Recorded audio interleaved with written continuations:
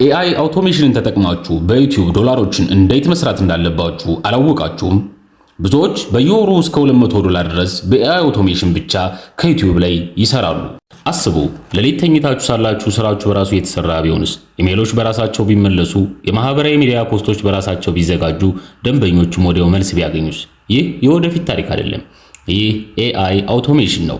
በዛሬው ቪዲዮ ውስጥ ኤአይ አውቶሜሽን ምን እንደሆነ፣ ንግዶች እንዴት እንደሚጠቀሙበት እና እርስዎም እንዴት ተምረው በገንዘብ ማግኘት እንደሚጀምሩ አብረን እናያለን። ሰላም የስማርት መኒ ቤተሰቦች እንዴት ናችሁ? በዛሬው ቪዲዮ ውስጥ ኤአይ አውቶሜሽን ምን እንደሆነ፣ ነጋዴዎች እንዴት እንደሚጠቀሙበት እና እርስዎም እንዴት ተምረው ገንዘብ ማግኘት እንደሚጀምሩ አብረን እናያለን። ቆይታችሁ ከኛ ጋር ይሁን። ቻናላችንን ሰብስክራይብ አድርጉ፣ ቪዲዮውን ላይክ ማድረግ እንዳይረሳ፣ ወደፊትም እንድታዩት ሴቭ አድርጉ። ኤአይ አውቶሜሽን ምንድን ነው? ኤአይ አውቶሜሽን ማለት በሰው በቀጥታ ሳይሰራ በአርቲፊሻል ኢንተለጀንስ እገዛ ስራዎችን በራስ ስር ማከናወን ማለት ነው።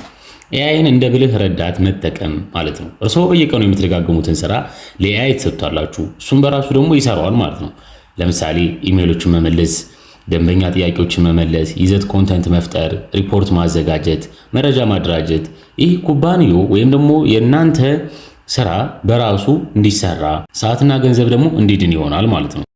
ይህም ማለት ስራዎቹ በራሳቸው እንዲሰሩ ኩባንያዎቹም ደግሞ ከሰዓትና ገንዘብ ከማባከን እንዲድኑ ያደርጋል ማለት ነው። ስለዚህ በቀጣይ የምናየው የሚሆነው ኤአይ አውቶሜሽን በተግባር እንዴት መስራት እንችላለን ነው። አንድ የመስመር ሱቅ አለ እንበል።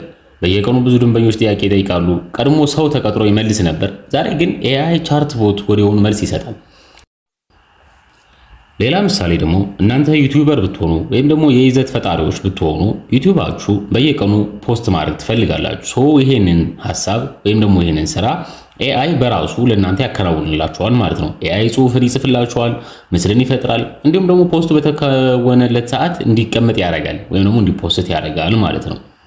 ለዛሬ ሪኮመንድ ከማደርጋችሁ ኤአይ አውቶሜሽን ቱሎች መካከል የመጀመሪያው የሚሆነው ቻትጂፒቲ ነው። ቻትጂፒቲ ጽሁፎችን፣ ኢሜሎችን፣ የዩቲዩብ ስክሪፕቶችን እና ብዙ ነገሮችን ማዘጋጀት ይችላል።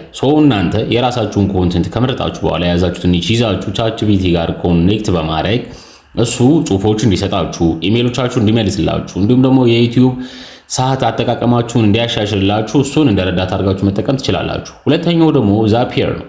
ዛፒየር የተለያዩ መተግበሪያዎችን ያገናኛል። ለምሳሌ አንድ ሰው ፎርም ሲሞላ ኢሜል ይልካል፣ ጉግል ሺት ውስጥ ይመዘግባል። ሁሉንም በራሱ ስር ያስተዳድርላችኋል ማለት ነው። ሶስተኛውም የሆነው ደግሞ ሜክ ነው። ሜክ በጣም ኃይለኛ አውቶሜሽን መሳሪያ ነው።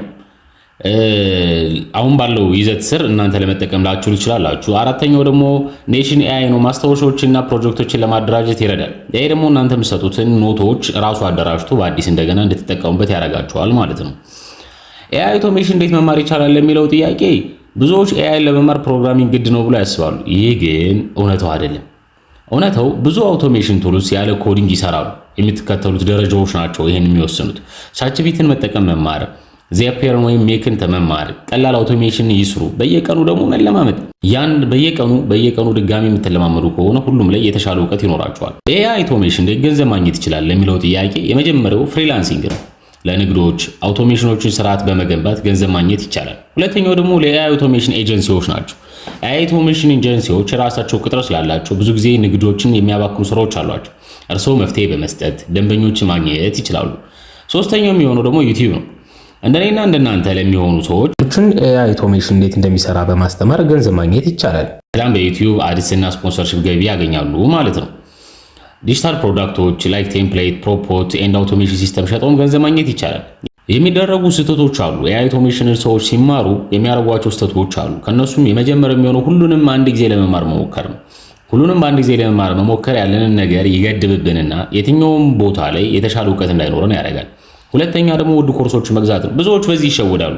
ከሌሎች ክላይንቶች ላይ ውድ ኮርሶችን በመግዛት ወይም ከአስተማሪዎች ላይ በነፃ ሊገኙ የሚችሉ ኮርሶችን በመግዛት ራሳቸውን ለማስተማር ይሞክራሉ። ይሄ ትልቅ ስህተት ነው። ሶስተኛው ልምድ አለማድረግ ነው። ልምምድ አለማድረግ ትልቅ ስህተት ነው።